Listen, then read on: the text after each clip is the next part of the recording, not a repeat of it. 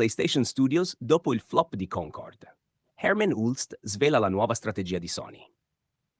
Il clamoroso fallimento di Concord, lo sparatutto live service lanciato nell'agosto 2024 e chiuso nel giro di pochi giorni, continua a lasciare strascichi importanti nella strategia interna di Sony.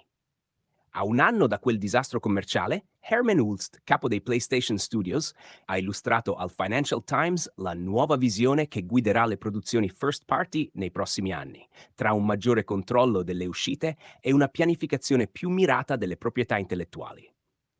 Dal live service alla diversificazione. Negli anni scorsi, Sony aveva annunciato con entusiasmo la pubblicazione di una dozzina di giochi live service, ispirandosi a successi come Warzone e Genshin Impact per garantire entrate costanti. Tuttavia, la realtà si è rivelata ben diversa.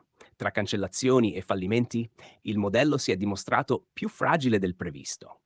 Nonostante ciò, Hulst ha chiarito che il live service non è stato del tutto abbandonato, ma rientra ora in un quadro più equilibrato. Il numero di giochi live service non è così importante. Ciò che conta è avere una diversità di esperienze per i giocatori e la costruzione di comunità solide. In altre parole, Sony non rinuncia al genere, ma preferisce smarcarsi dalla logica dei numeri e puntare a una lineup più varia, capace di includere single player narrativi, multiplayer competitivi e progetti sperimentali. Un controllo più rigoroso sulle produzioni. Il caso Concord ha messo in evidenza la necessità di un approccio gestionale più severo. Hulst ha spiegato che i PlayStation Studios hanno introdotto un sistema di testing più frequente e accurato, che coinvolge diversi team interni e partner second party. Il vantaggio di ogni fallimento è che ora tutti capiscono quanto sia necessaria una supervisione più attenta. Questa strategia ha portato anche a una maggiore collaborazione tra studi, condivisione di conoscenze e un rapporto più diretto tra i dirigenti e i team di sviluppo. Non sorprende, quindi, il numero crescente di progetti cancellati negli ultimi mesi, tra cui l'ambizioso The Last of Us Online di Naughty Dog, tra sperimentazione e sicurezza. Un aspetto curioso delle dichiarazioni di Hulst è il tentativo di conciliare due linee guida apparentemente in contrasto: più controllo e meno fallimenti, ma anche più sperimentazione. Non voglio che i team giochino sempre sul sicuro, ma se un fallimento deve accadere, che avvenga presto e con costi ridotti.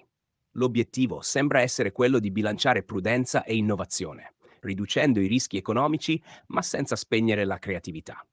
Oltre ai videogiochi, la spinta transmediale. Un altro punto centrale della strategia Sony è l'espansione dei franchise al di fuori del videogioco. Hulst parla di un approccio più intenzionale alla creazione delle IP, con l'idea di trasformare un nuovo concept in un brand riconoscibile che possa vivere anche come film, serie TV o anime.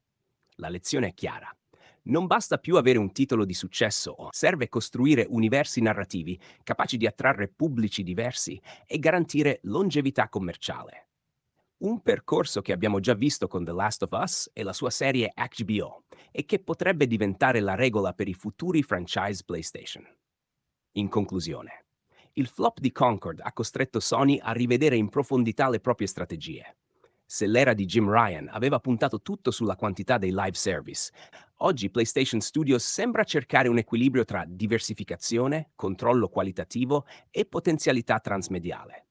Resta da capire se questo nuovo corso riuscirà davvero a garantire stabilità e innovazione, o se il peso dei fallimenti recenti condizionerà troppo la creatività dei team. Una cosa è certa: il futuro di PlayStation passerà da giochi sempre più pensati come franchise globali, pronti a vivere ben oltre lo schermo della console.